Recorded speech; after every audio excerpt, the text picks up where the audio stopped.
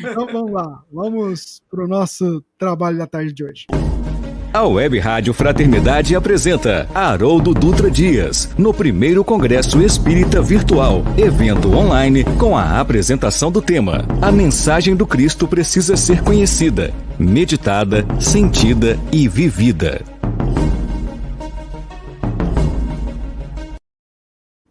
Com você, Haroldo. Meus amigos, minhas amigas queridas, boa tarde para todos. Um excelente sábado.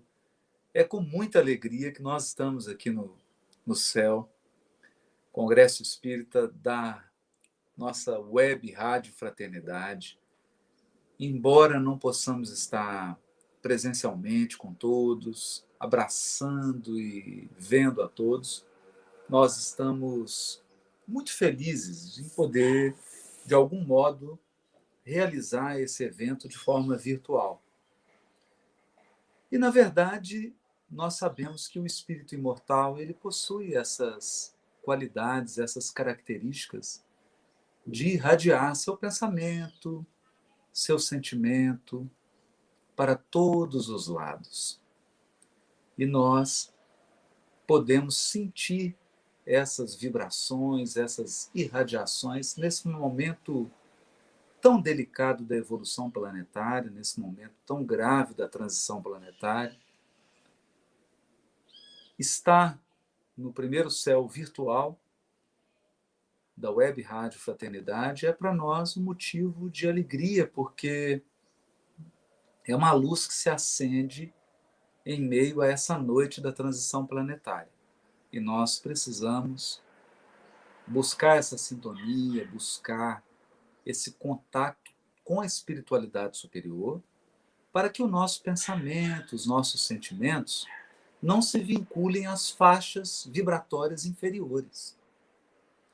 Porque das faixas inferiores só vibra o medo, a angústia, a ansiedade, a insegurança, a descrença, a desesperança. Ao contrário, vinculados às esferas superiores, nós entramos em sintonia com a confiança, com a paz, com a luz, com a esperança que vigem nas esferas superiores, porque precisamos entender algo. Nas esferas superiores, há o sol da imortalidade, o sol da sabedoria e da bondade de Deus, sem nenhuma nuvem, sem nenhuma sombra. Esses desafios que nós estamos passando é típico dos mundos de expiação e prova. Precisamos compreender isso. São experiências típicas de um mundo de expiação e prova. O tema que o Rubens e a Divina pediram que nós conduzíssemos essa tarde de reflexão é um tema que está no livro Renúncia, livro psicografado por Francisco Cândido Xavier, ditado pelo Espírito Emmanuel. Na verdade, é o romance que encerra a série de romances do Emmanuel. Esse livro conta a história de um espírito ímpar, de um espírito muito especial, que é Alcione, na sua passagem no século XVII, pela crosta planetária, em que ela veio movida pelo amor aos familiares, pelo amor aos entes queridos, que se encontravam ainda presos nas faixas mais inferiores da evolução espiritual. Então, Alcione teve uma convivência muito íntima, muito profunda com o espírito de Emmanuel, que na época estava encarnado e tinha o nome de Padre Damiano. E ela aprendeu a estudar o Evangelho com o Padre Damiano. E, é claro, acrescentou a tudo aquilo que ela aprendeu com o Padre Damiano, acrescentou algo da sua sensibilidade, da sua vivência, da sua própria experiência, do seu próprio testemunho. Então, num determinado momento do livro, em que ela está fazendo um culto no lar, estudando o Evangelho, Alcione dá uma síntese que eu considero perfeita da jornada de aproximação do espírito ao Evangelho. Então, é isso que eu gostaria de primeiro destacar.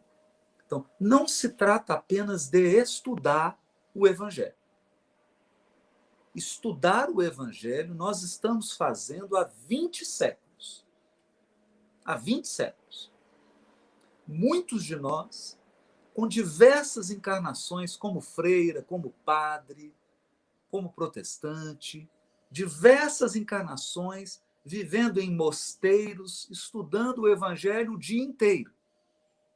Muitos de nós.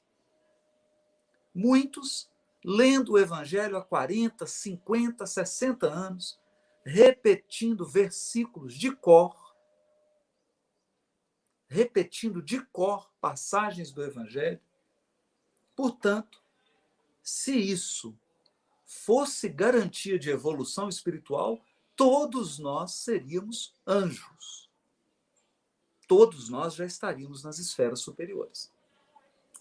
Portanto, o que Alcione vai ensinar não é apenas estudar o Evangelho.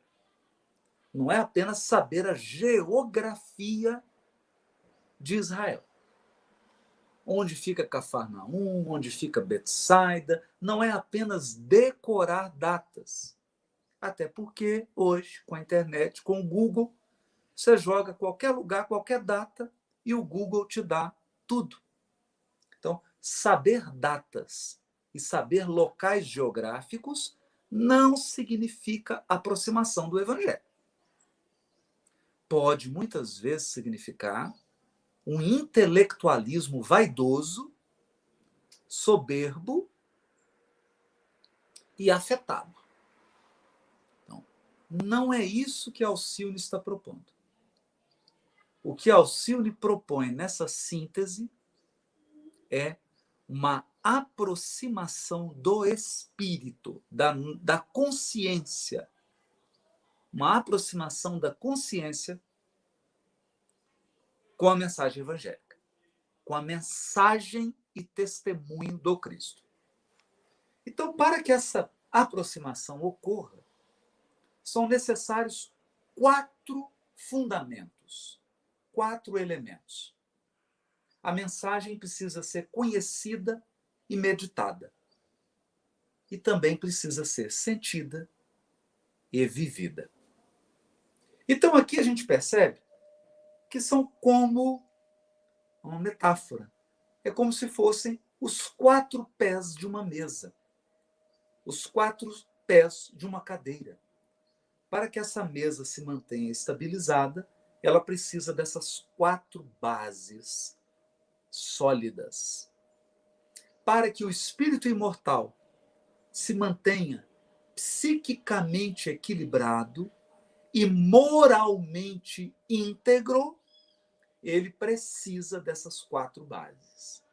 Precisa conhecer, precisa meditar, precisa sentir e precisa viver a mensagem do Cristo. Então, nós temos aqui um conjunto de elementos que atuam simultaneamente. Simultaneamente. Os 4 elementos precisam estar presentes, assim como os 4 pés da mesa. Não adianta você ter só um pé e 2 pés, e depois os outros 2, a mesa não vai ficar equilibrada. Então, para que uma mesa fique equilibrada, ela precisa simultaneamente dos 4 pés. Então, aqui, logo de início, a gente percebe uma relação desses 4 elementos com aquilo que Emmanuel diz no livro Consolador. Emmanuel nos diz de uma forma poética, usando uma metáfora muito bonita, que 2 asas nos conduzirão aos mundos celestes, às esferas divinas. Quem não sabe o que é mundo celeste, vá lá no capítulo 3 de O Evangelho segundo o Espiritismo, em que Kardec explica a escala, a progressão dos mundos, Mundo primitivo, mundo de expiação e prova, mundo de regeneração, mundos ditosos e, por fim, os mundos celestes, morada dos espíritos puros, dos espíritos que já concluíram seu processo evolutivo e não mais necessitam encarnar em corpos materiais. Já desenvolvem sua evolução apenas no mundo espiritual, né? Alcançam aquela liberdade, a liberdade do espírito que sopra onde quer e não sabemos de onde ele vem, nem para onde ele vai. Esses são os mundos ditosos. Então, nos diz Emmanuel que para atingir essas culminâncias da evolução espiritual, nós precisamos de duas asas simbólicas. Duas asas para voar, porque é um voo da alma. Esse é o grande voo da alma. Nós precisamos da asa da sabedoria e precisamos da asa do amor. Asa da sabedoria e asa do amor. Isso significa que nós vamos ter que desenvolver nosso intelecto, nossa capacidade de raciocinar, nossa capacidade de perceber, nossa capacidade de distinguir, de discernir, nossa capacidade de concatenar logicamente as partes, enfim, nossa inteligência, stricto sensu, nossa cognição racional. Então, quando o intelecto atinge as culminâncias, ele se torna sabedoria. Sabedoria. Mas não basta essa asa. É necessária uma outra asa, que é a asa da afetividade, dos sentimentos, do amor, da sensibilidade. Essa asa, ela é adquirida com a vivência, com a prática. Então, aqui nós poderíamos dizer que a mensagem do Evangelho precisa ser conhecida e meditada, é a primeira asa, a asa da sabedoria. A mensagem do Evangelho precisa ser sentida e vivida, é a segunda asa, a asa do amor.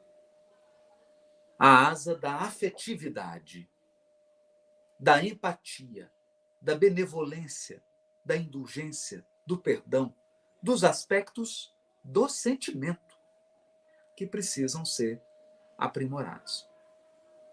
Esse é o sentido, então, a nosso ver, desses 4 elementos. Então, nós temos 2 elementos para a asa da sabedoria, 2 elementos para a asa do amor. Então, a mensagem do Evangelho precisa ser conhecida? Sim. Precisa estudar.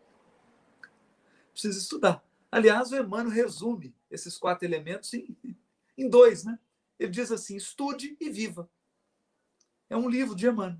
Estude e viva. Então, a mensagem do Evangelho precisa ser estudada. Eu preciso ler os Evangelhos. Eu preciso ler o Novo Testamento. Eu preciso saber quem é Marcos, quem é Lucas, quem é João, quem é Mateus. Onde Jesus ensinou, por onde ele passou, qual a geografia. Eu preciso estudar.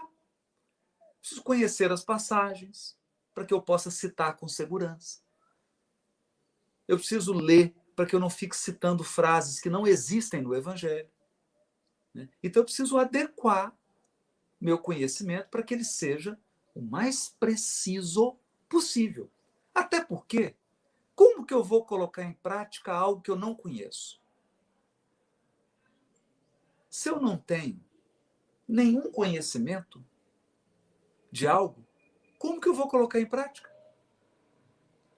É como alguém que deseja fazer o cálculo estrutural de um edifício e não sabe matemática e não sabe engenharia. Vai fazer o cálculo como? Como que vai praticar? É como alguém que quer fazer uma cirurgia de coração e não é médico, não é cirurgião cardíaco. Vai fazer a cirurgia como? Vai praticar como? Eu preciso conhecer. Isso nos mostra aquela recomendação do Espírito de verdade, lá no Evangelho segundo o Espiritismo. A segunda recomendação: espíritas, instruí-vos. Instruí-vos. Precisa estudar, precisa conhecer, precisa conhecer. E graças a Deus nós temos uma fonte de livros extraordinários que a espiritualidade nos legou através da mediunidade de missionários. Temos livros maravilhosos que nos ajudam a conhecer a mensagem do Cristo. Mas é preciso sentar, é preciso ter uma disciplina de estudo. Eu acredito, pessoalmente, quero aqui falar de coisas práticas, não quero ficar só na teoria. Eu acredito na constância muito mais do que na velocidade. Então, eu acredito, sinceramente, que se a pessoa todo dia estuda um pouco, ao longo dos anos, esse conhecimento se acumula e é muito melhor do que ela estudar muito um dia e ficar uma semana sem estudar. Então, para conhecer a mensagem do Evangelho, é preciso estabelecer uma rotina de estudo. Uma rotina de estudo. Rotina de estudo da doutrina espírita, rotina de estudo do Novo Testamento, rotina de estudo das obras subsidiárias que tratam do tema Evangelho. Tem que ter uma rotina. Todo dia você estuda 10, 15 minutos, meia hora, uma hora. Não importa. Mas precisa ser um hábito. Precisa ser um hábito. Depois que você tiver 10.000 horas de estudo, isso é uma estatística que o Malcolm Gladwell, um escritor canadense naturalizado norte-americano, escreveu um livro chamado Fora de Série, e ele mostrou esse estudo de que uma pessoa se torna realmente bom em algo depois de 10.000 horas de prática. Então, depois que você tiver 10.000 horas de estudo do Evangelho, você está com um conhecimento já razoável. Então, precisa ter uma disciplina de estudo. Bom, mas basta estudar para eu adquirir a sabedoria evangélica? Para eu adquirir a sabedoria evangélica, não basta estudar, eu preciso meditar. O que vem a ser meditação? Eu vou usar uma palavra aqui, todo mundo vai entender o que é meditar. Meditar a mensagem evangélica. Meditar é contemplar. É quando você silencia sua voz, silencia sua mente, apazigua seu coração e se coloca num estado de calmaria e se coloca num estado de receptividade. E qual que é a ideia aqui? A ideia é que, quando você está estudando, você está fazendo o esforço de subir na direção da esfera superior. É você que está subindo o degrau. Quando você medita, é a espiritualidade que está descendo para encontrar com você.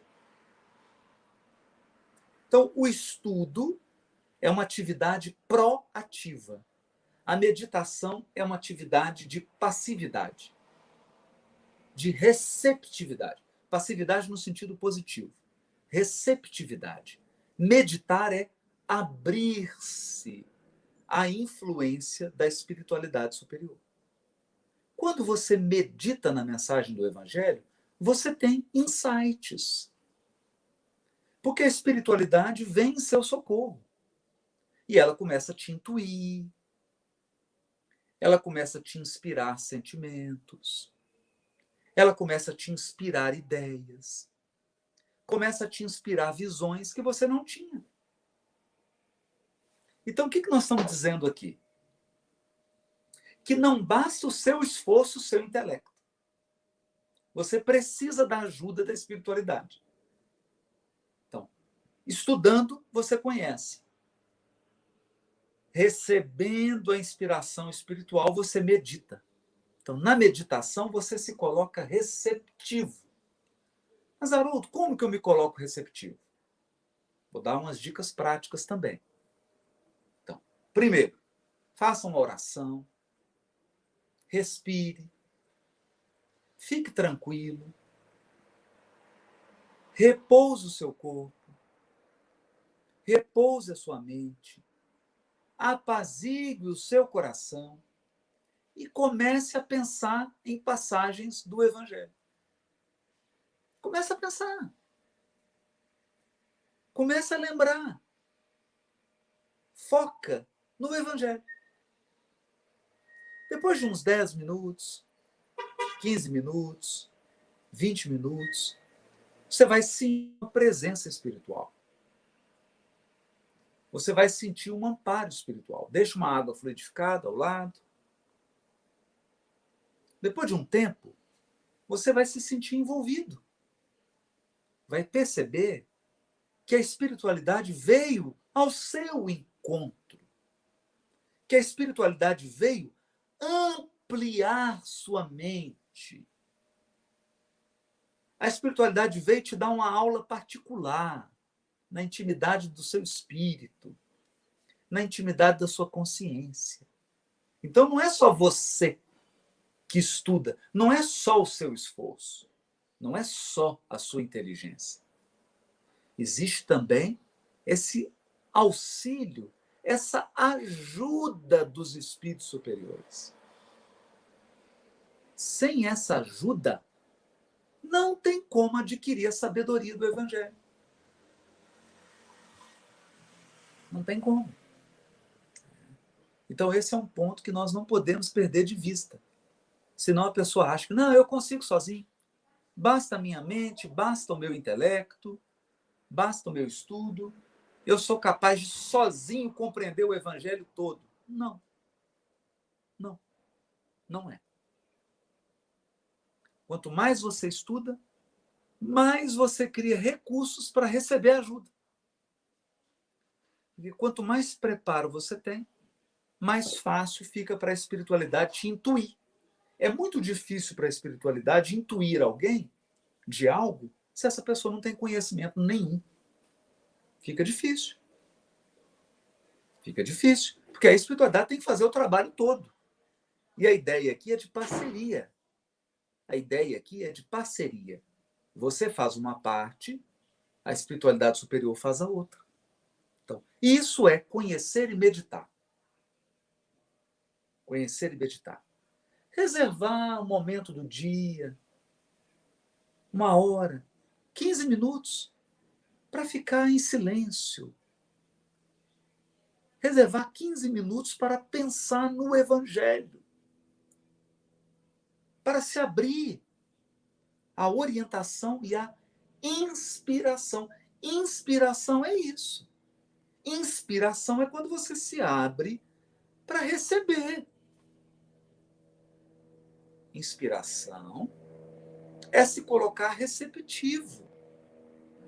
Então, aqui, com essas duas ações, veja que uma é ativa e a outra é receptiva. Conhecer é uma atividade. Meditar é uma ação de receptividade. É uma calmaria. Correto? É como se você estivesse se abrindo para a ação superior em você. Bom, essa é a metade do caminho. Então, até aqui, nós temos metade do caminho. Se você fizer isso, você está 50% próximo da mensagem do Evangelho. Você está 50% próximo do Cristo. Precisa agora os outros 50%. Os outros 50%. Né? Então, nós temos agora a outra metade, que é composta de sentir e viver. Sentir e viver. Esses dois verbos têm a ver com a asa do amor. Então, o que é sentir? Muitas pessoas estudam o Evangelho há 1.800 anos, mas ainda não sentiram. Não tem ainda o sentimento evangelizado. sentimento evangelizado. O que é o sentimento evangelizado? Primeira coisa, benevolência para com todos. Benevolência para quem tem a mesma opinião política que eu e benevolência para quem tem opiniões políticas diferentes. Benevolência para quem tem a mesma orientação sexual que eu, benevolência para quem tem orientação sexual diferente. Benevolência para com todos, independentemente de cor, de orientação sexual, de religião, de opinião política, de posicionamento. Benevolência. Isso é um sentimento. Isso é bondade. Então não adianta eu estudar 8 horas por dia o Evangelho se eu não desenvolver bondade, benevolência. Outro sentimento que eu preciso desenvolver: indulgência. Indulgência. Indulgência é uma caridade para com o defeito do outro. Se eu fico realçando o defeito do outro, se eu fico exigindo que o outro seja como eu, exigindo que o outro paute a sua vida segundo os meus valores, eu não tenho indulgência. Se eu fico exigindo do outro que ele faça o progresso espiritual em 10 segundos, enquanto eu não fiz, eu estou demorando milênios para me aperfeiçoar e quero que o outro mude em 1 hora, em 15 minutos. Precisa do sentimento de indulgência. Precisa do sentimento de perdão. Então, tem gente que adora a geografia do Evangelho, adora a história do Evangelho, mas não consegue perdoar. Não consegue. Então, decora os versículos do Evangelho, decora as frases de Jesus, fica o dia inteiro ouvindo coisa do Evangelho, mas não consegue perdoar. Carrega mágoa, ressentimento no coração. Então, essa pessoa ela está conhecendo, ela está meditando, mas ela não está sentindo. Ela não está sentindo. Precisa sentir. Meus sentimentos precisam se tornar semelhantes aos sentimentos do Cristo. Humildade, perdão, benevolência, indulgência, misericórdia, paciência, paz. Me tornaram pacífico. Então, aqui nós temos uma escola do sentimento. Se eu não permito que o Evangelho eduque meus sentimentos, eu estou me aproximando, mas eu não estou nem na metade do caminho ainda. Então, precisa sentir. Precisa sentir. E por que precisa sentir? Porque eu só vivo aquilo que eu sinto. O meu comportamento é fruto daquilo que eu sinto, da minha experiência afetiva. É isso. Na hora do desafio, na hora que surge uma dificuldade, na hora que surge um incidente, eu vou fazer aquilo que eu sinto. Às vezes a pessoa tem muito conhecimento, mas o sentimento dela não está acompanhando. Não está acompanhando o mesmo nível de conhecimento que ela tem. Então, o que acontece? Fica um desequilíbrio. Intelectualmente, a pessoa está muito desenvolvida. O pensamento dela está refletindo sobre o Evangelho, mas o sentimento está distante, está longe. E aí, o que ela vai viver? Ela vai viver o que ela sente. Se eu sinto mágoa, se eu sinto ressentimento, como que eu vou me comportar? Eu vou me comportar como uma pessoa magoada. Se eu sinto mágoa, eu vou me comportar como uma pessoa magoada. Se eu alimento o sentimento do ressentimento, eu vou me comportar como uma pessoa ressentida. Se eu alimento o orgulho, eu vou me comportar como orgulhoso. Se o meu sentimento não tem humildade, eu vou me comportar como alguém que não tem humildade. Se o meu sentimento é egoísta, eu quero possuir, quero controlar as pessoas, quero ditar a vida das pessoas, eu vou me comportar como um egoísta. O comportamento segue o que você sente, o que nós sentimos. Então precisa educar os sentimentos. Para me aproximar do Cristo, eu preciso educar meus sentimentos. Jesus é o modelo, então eu tenho que modelar. O que é modelar? Jesus é o molde. Eu tenho que transformar meus sentimentos de acordo com os sentimentos que ele ensina, que ele exemplifica. Eu tenho que aproximar meu coração ao coração augusto do Cristo. É isso. Sentimentos. Preciso sentir. Preciso cultivar. E a dica aqui é o quê? Está com mágoa de alguém? Está ressentido com alguém? O que Jesus diz no Evangelho? Vai e reconcilia com teu adversário enquanto estás a caminho com ele. É isso que Jesus diz, está lá no Evangelho.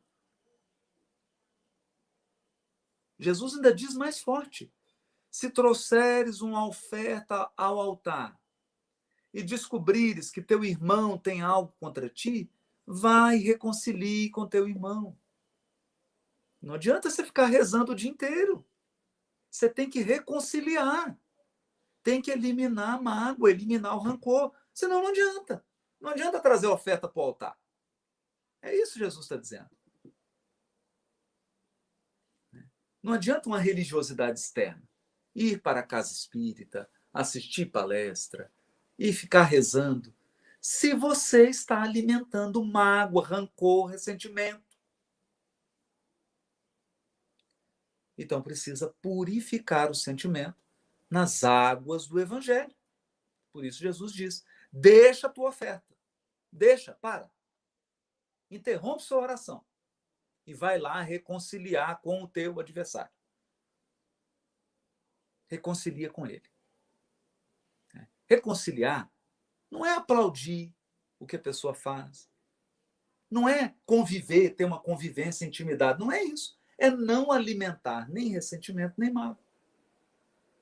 É entender o valor do outro. Esse é o ponto. Então, a mensagem precisa ser sentida. Sentida. Porque falar de perdão é fácil. A gente faz uma palestra de 4 horas sobre perdão. O desafio é sentir o perdão. Sentir. E, por fim, concluindo essa asa do amor, eu preciso viver. Viver é mudança de hábito. Viver é comportamento. Então, aqui a gente está vendo que Alcione não está falando só de grupo de estudo de evangelho, não é isso. Não basta participar de um grupo de estudo de evangelho. Eu preciso viver a mensagem. Viver significa hábito, conduta,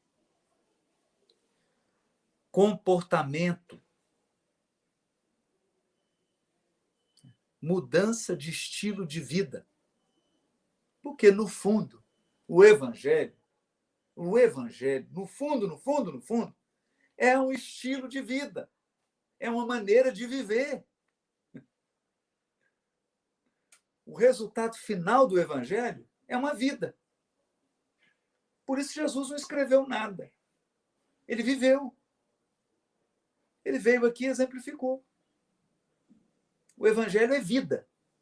É vida, é testemunho, é vivência, é conduta, é hábito, é prática. É o que você faz da hora que você acorda, da hora que você deita. É o que você faz. É vida. É como você trata as pessoas. Como você trata as pessoas. Como você faz as coisas. Como você conduz suas atividades. Como você conduz suas relações.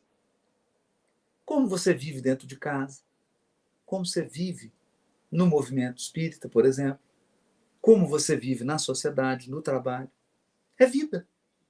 Evangelho é vida. Vida. Vida vivida. Vida testemunhada. Vida exemplificada. Então, esse é o sentido. É por isso, agora a gente compreende melhor. Conhecer, meditar para desenvolver a asa da sabedoria. Sentir e viver para desenvolver a asa do amor. Aí sim, com essas duas asas, eu vou desferir o voo para a espiritualidade superior. Eu vou aprimorar meu espírito. Eu vou refinar o meu espírito para que ele possa progredir. É por isso que Alcione diz assim: o Evangelho é um vasto caminho ascensional, cujo fim não atingiremos legitimamente. Olha isso. Não atingiremos legitimamente, sem o conhecimento e a aplicação de todos os detalhes. A mensagem do Evangelho precisa ser conhecida, meditada, sentida, vivida. Conhecimento e aplicação de todos os detalhes. Então, eu começo conhecendo e eu termino aplicando. Entende? Então, eu conheço, medito, vou sentindo para viver. Eu começo no conhecimento e termino na vivência. Então, eu preciso conhecer todos os detalhes e aplicar todos os detalhes. Agora, é um vasto caminho ascensional. É uma subida. É como escalar o Monte Everest. Quanto maior a altitude, mais difícil, mais desafiador. Começar a escalar é fácil. O difícil é da montanha para cima. Vai ficando desafiador. É um vasto caminho ascensional. Então, o que Alcione está descrevendo aqui não é um roteiro de grupo de estudo do Evangelho. Não é isso. É muito mais do que isso. O que Alcione está descrevendo aqui é uma jornada de ascensão espiritual. É uma peregrinação da alma. É, como diz aqui em Minas, a subida de uma ladeira. Tem que subir a ladeira, tem que subir, tem que escalar a montanha. E eu vou escalar essa montanha na medida em que eu conheço, medito, sinto e vivo a mensagem do Cristo. Então, Jesus espera o que de um cristão, de uma cristã? O que Jesus espera de um cristão, de uma cristã? Espera o quê? Vida. Espera vida. Espera comportamento, espera hábitos evangelizados. Hábitos evangelizados. Esse é o desafio. Porque palestras bonitas, isso aí qualquer pessoa pode fazer. É só treinar. Exemplificação é que é o desafio. Exemplificação é o desafio. Então, nós nos reunimos em grupos, nós estudamos o Evangelho. Para quê? Para que a gente possa se fortalecer, para que a gente possa se encontrar, para que um possa ajudar o outro. E para que a gente possa conhecer a mensagem. O meditar, o sentir e o viver é individual. Cada um fará individualmente. A gente pode se encontrar para estudar. Mas para meditar, sentir e viver é na intimidade do coração. Cada um fará a sua jornada. Cada um tem sua caminhada. Cada um. Então, a gente enxerga aqui um roteiro. Esses 4 verbos de Alcione são um roteiro. Um roteiro de evolução espiritual. Afinal de contas, o Cristo não é nosso modelo e guia? Se ele é o modelo, Eu preciso modelar o Cristo. Eu preciso conformar a minha vida à vida dele. Se ele é o guia, eu preciso segui-lo. Eu preciso segui-lo.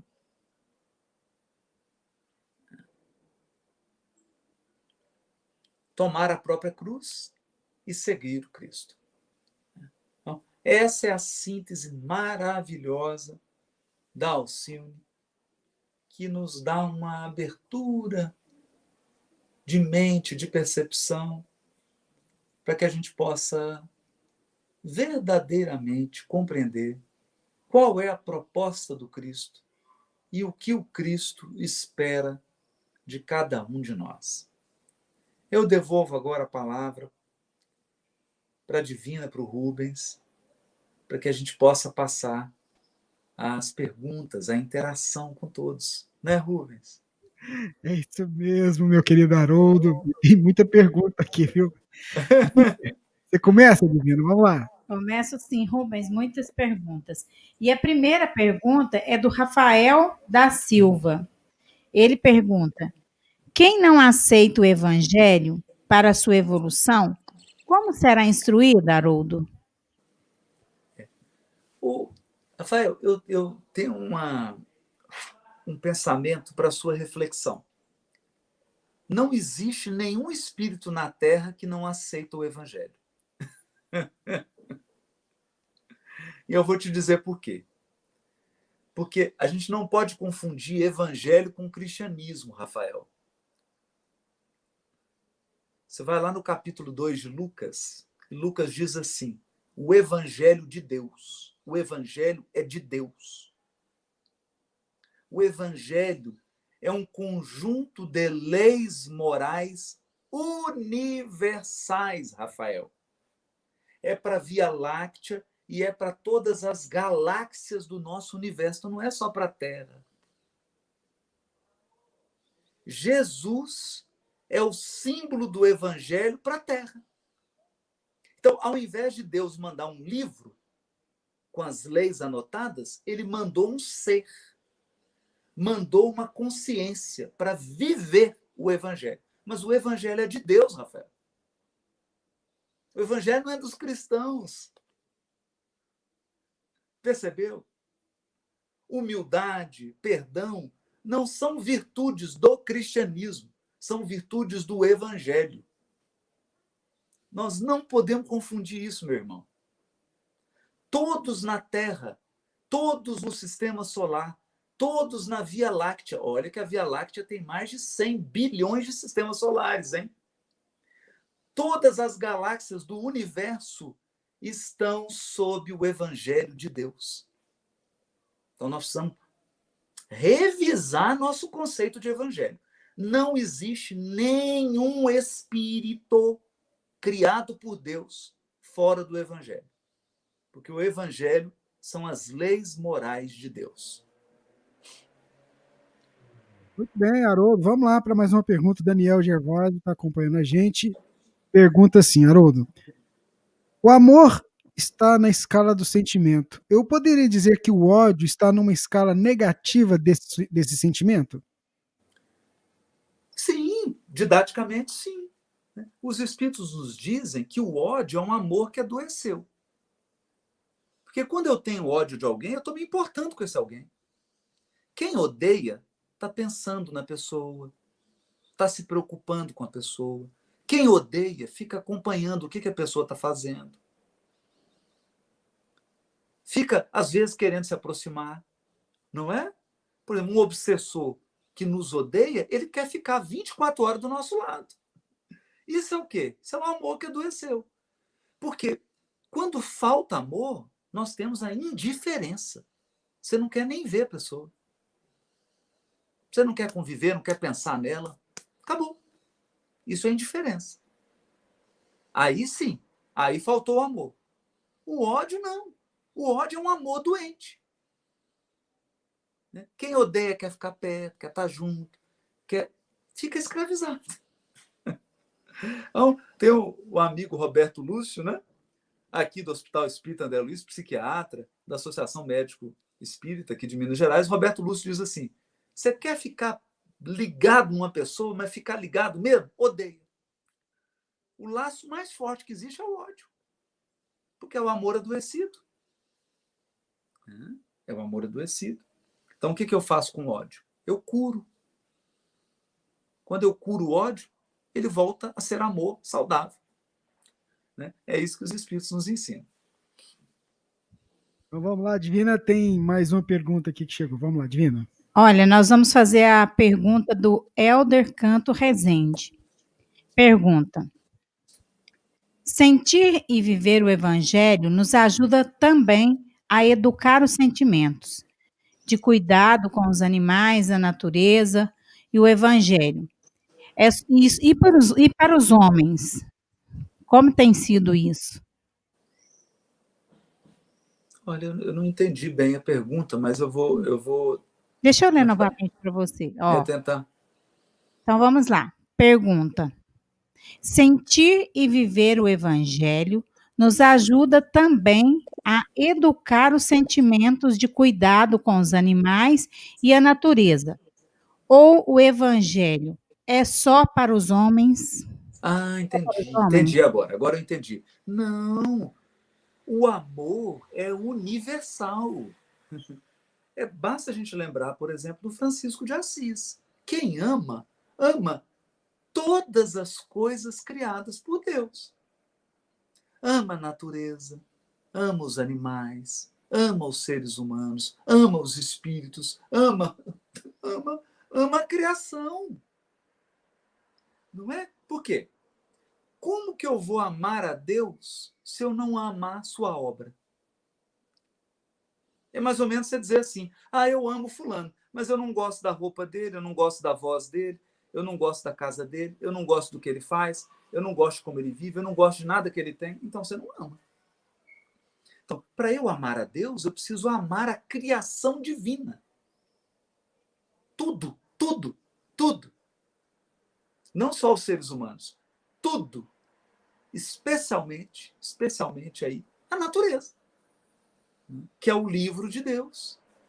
Então, esse amor aí, ele inclui os animais. É claro. Olha, a mensagem do Evangelho começa com... A mensagem do Evangelho começa numa manjedoura.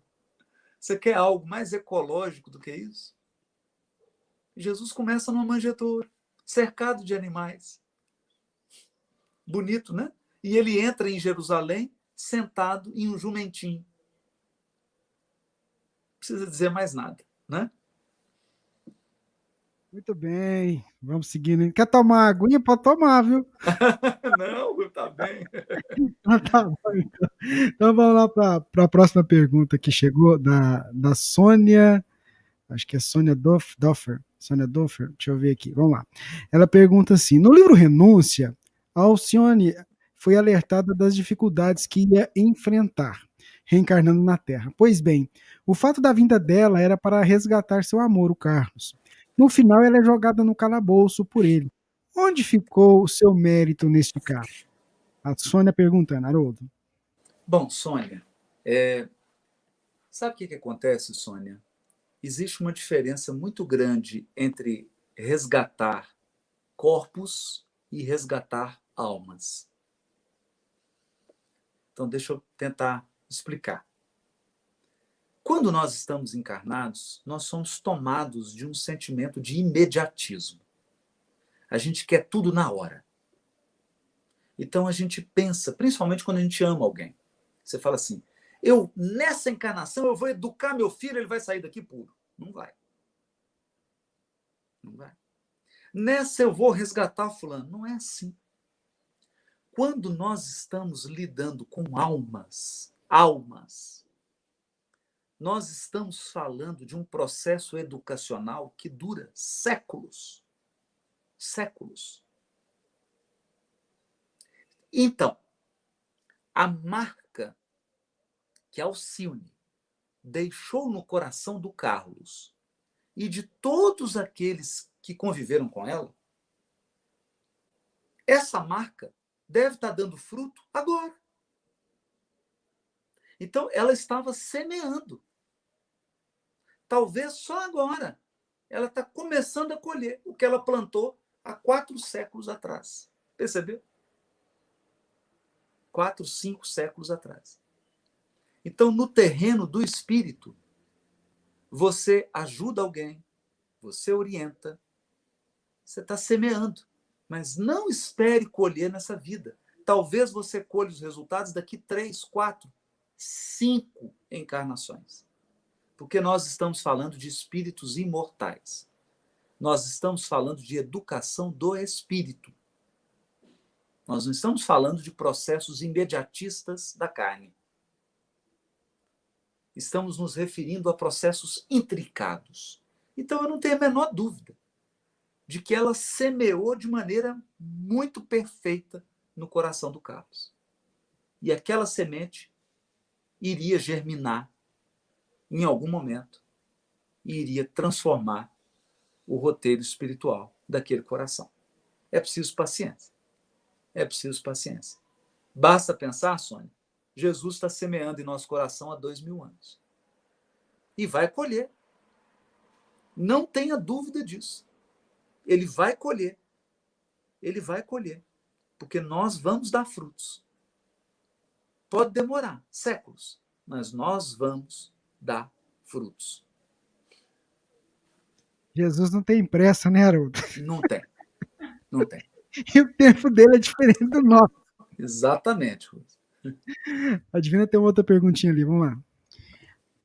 Haroldo, essa pergunta foi feita pelo Marcelo Rodrigues. Tendo todo o cuidado acerca de datas, o que pensar da fala do querido Chico dizendo que Emmanuel afirma que a Terra será um planeta de regeneração por volta de 2057? Fala perfeita. Perfeita. A questão é, vamos voltar um pouquinho. Lá no Evangelho segundo o Espiritismo, capítulo 3, meu reino não é deste mundo. Kardec explica a progressão dos mundos. Essa é uma grande dúvida. Então vamos lá. Mundo primitivo. O que o Kardec fala do mundo primitivo? No mundo primitivo, você não tem seres que raciocinam.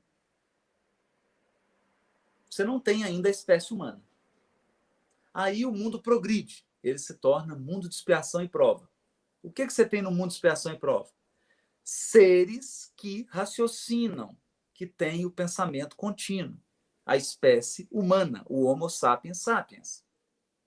Mas, no mundo de expiação e prova, o Homo sapiens, ele está mais para animal do que para ser humano. Está tudo certo. E o que é o mundo de regeneração? O que é mundo de regeneração? Tem muita gente confundindo o mundo de regeneração com o mundo ditoso.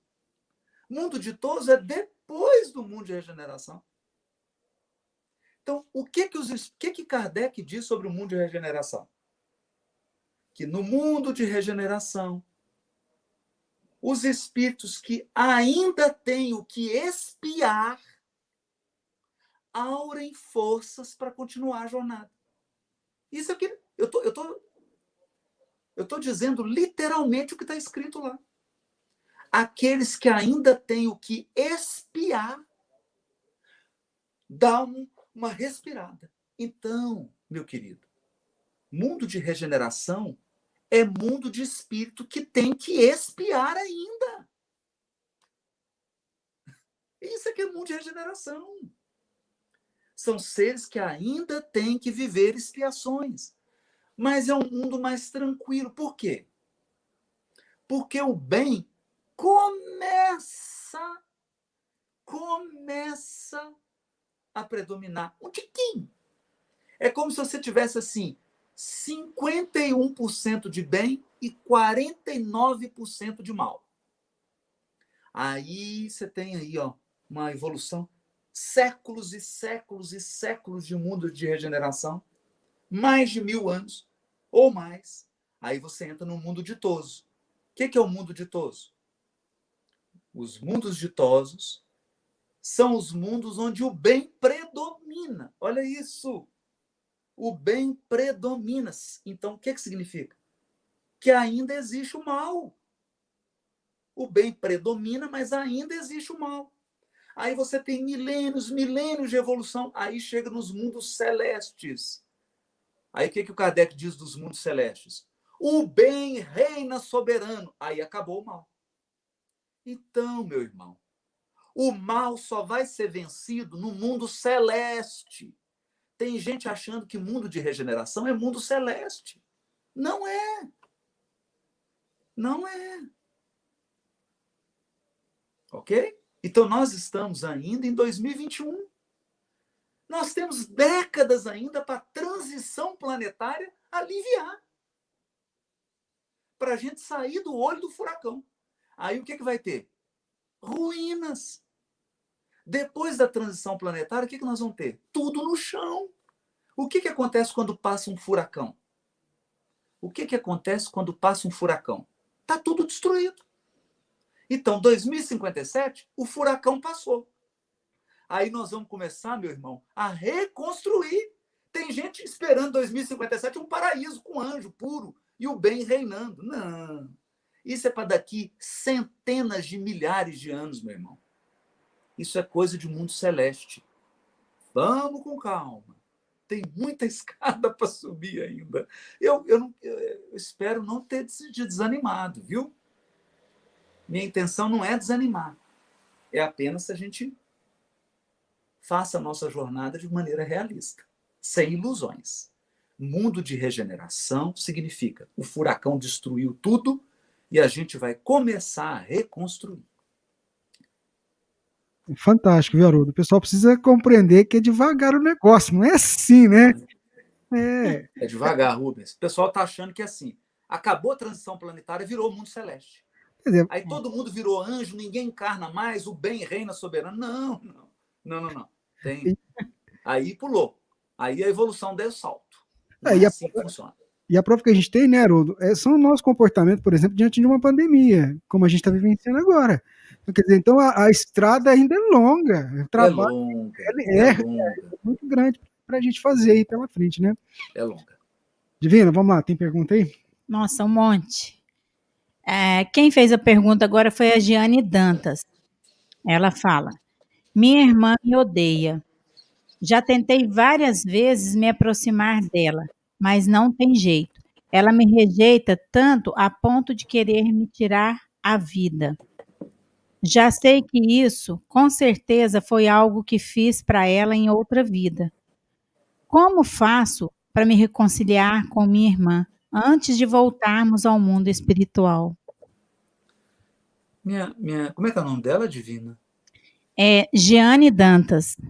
Giane, na minha percepção, você já está reconciliada com a sua irmã. Você já está reconciliada. Por quê? O que é o reconciliar do Evangelho? É você mudar seu sentimento. Não significa que o outro vai mudar o dele. Percebeu? Você fez a sua parte. Agora tem a parte do outro. Você não é responsável pela parte do outro. Então, se o outro não quer conviver com você, se o outro quer se afastar de você, se o outro quer seguir o caminho dele, quer te abandonar, se o outro não quer nem olhar para você, isso é do outro. Isso aí é responsabilidade do outro. O outro vai responder por esse comportamento, não você. Então, se o seu sentimento é de perdão, se o seu sentimento é de amor, você está bem. Você está reconciliado. Então, reconciliar com o próximo é eu eliminar a mágoa, eliminar o rancor, eliminar esses sentimentos que me afastam do outro. É eu me colocar receptivo. Agora, eu não tenho o poder de mudar o outro. Eu não tenho o poder de forçar o outro a conviver comigo. Não é assim que funciona. Então, a meu ver, você já está reconciliada. Fique em paz. Fique em paz. Vibra para sua irmã e segue seu caminho. Segue seu caminho. Por quê? Essa experiência, ela está querendo te ensinar uma coisa muito importante. que você é filha de Deus e existe uma família universal. Não existe só a família consanguínea. Existe a família universal. Então a vida está, talvez, te ensinando que, além dos laços sanguíneos, existem os laços da alma. É isso. Muito bem, Haroldo. Chegou uma pergunta aqui, estou até aqui com o telefone para me ler aqui. A Nilza pergunta o seguinte: os espíritos obsessores que estão aqui comigo nesse instante, eles estão também te ouvindo? E assim como eu, eles também podem evoluir? Claro, claro. Está todo mundo evoluindo. Não tem ninguém sem evoluir. Porque, mesmo quando o espírito está estacionado, ele está se exaurindo, ele está desgastando, ele está caminhando para a exaustão. A hora que a exaustão for completa, ele volta à jornada dele. Então, todos estamos evoluindo. Todos estamos evoluindo. Agora, nós precisamos entender uma coisa. O único que mede evolução espiritual é Deus. Nenhum de nós tem capacidade de medir a evolução espiritual do outro. Nós temos que parar com essa bobagem. Achar que a gente consegue medir a evolução espiritual do outro. Não conseguimos. Quem sabe a evolução de cada um, o momento de cada um, o tempo de despertar de cada um, é só Deus. É só Deus. E nós precisamos entender uma coisa. Tem que tomar cuidado para o nosso obsessor não evoluir mais rápido que a gente. Porque vai que ele ouve uma palestra dessa e ele resolve melhorar, ele vai embora e a gente fica. E a gente fica. Na nossa vaidade, na nossa arrogância, e ele vai embora. Porque sobe quem vive. Sobe quem coloca em prática. Então, entreguemos a Deus. É Deus que sabe o tempo de cada um. Deus sabe o tempo de cada um. E os obsessores estão ao nosso lado por causa do ódio. O ódio é uma algema. O ódio é uma escravidão. Quem odeia fica escravizado ao outro. É por isso. Muito bem, Haroldo, obrigado. Nós estamos quase terminando aqui. Nós temos tempo, acho que, para mais uma pergunta só. Gente, passa tão rápido que a gente nem vê, né, Divina? Rubens, muito rápido. É muito bom, né, a gente ouvir, a gente aprender um pouco. É com você, Divina. Faz a pergunta para o Haroldo lá. Vamos lá. Haroldo, poderia nos dar uma dica prática de quais fontes e livros mais importantes para estudarmos o Evangelho? Bom, não é que assim, mais importante, né? Eu tenho assim, algumas obras que a gente considera que são fundamentais. Então, o Evangelho segundo o Espiritismo e o Livro dos Espíritos, porque o Livro dos Espíritos nos dá uma base para a gente compreender o mundo espiritual e as relações do mundo espiritual com o mundo corpóreo. E o Evangelho segundo o Espiritismo, porque Kardec aplica esse conhecimento ao Evangelho. E aí ele interpreta a parte moral. Depois, nós temos a obra do Chico, a obra maravilhosa. Os romances de Emmanuel, a série Fonte Viva, os comentários que Emmanuel fez do Evangelho, o livro A Caminho da Luz, a série André Luiz, as obras de Humberto de Campos. É um manancial maravilhoso.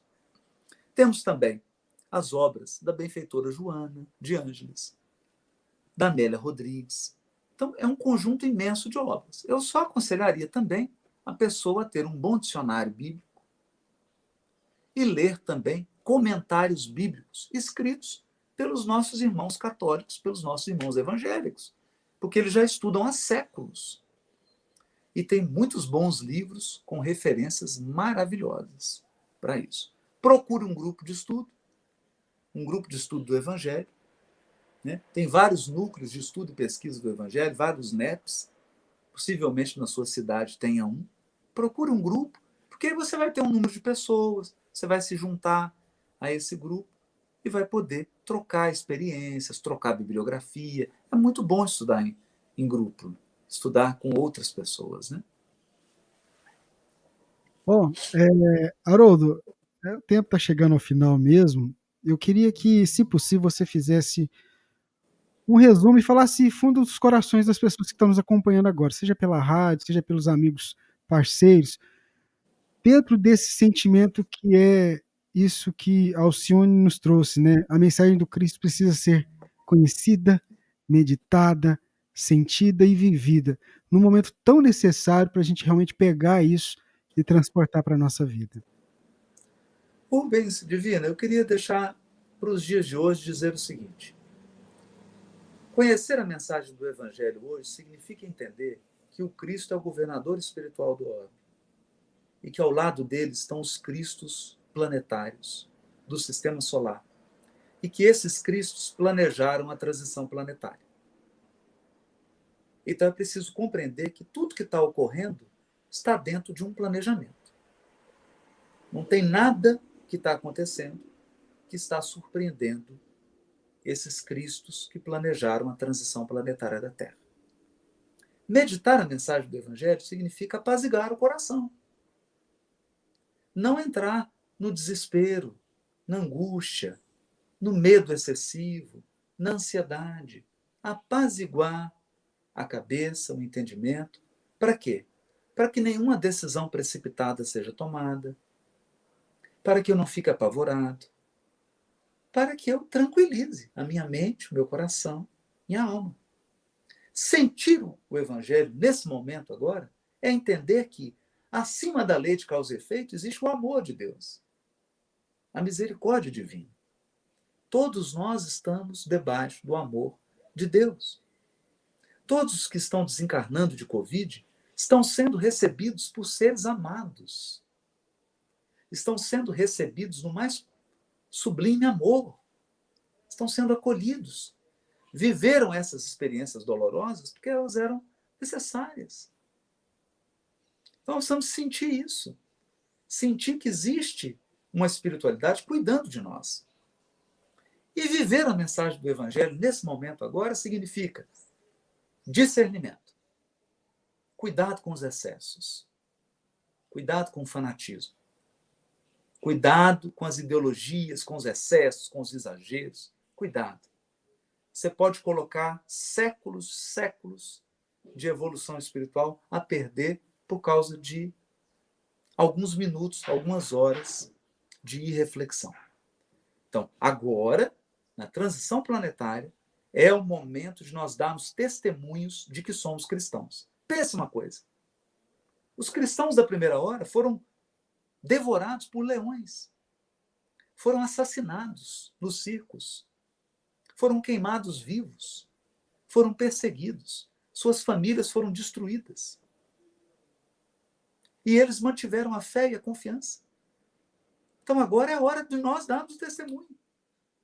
Nós, os cristãos do século XXI, precisamos dar nosso testemunho. Dar nosso testemunho nessa pandemia. Testemunho de fé, testemunho de esperança, testemunho de confiança, de tranquilidade, de paz, de amor, de perdão, de tolerância. É hora de darmos o nosso testemunho. Mais uma vez, muito obrigado, né, Divina? Muito obrigado mesmo, né? Muito beleza. lindo. Muito obrigado. A gente aprende muito com você. Não, nós estamos aprendendo juntos, né? É isso mesmo, Haroldo. Fica com Deus. Um abraço carinhoso a você, a toda a família, viu? E a gente vai se vendo por aí. Ah, vamos. Ano que vem nós estamos no céu. Isso mesmo. Gente. Um abraço, gente. Um sábado maravilhoso para todos. Muita paz aí para todos. Que assim seja.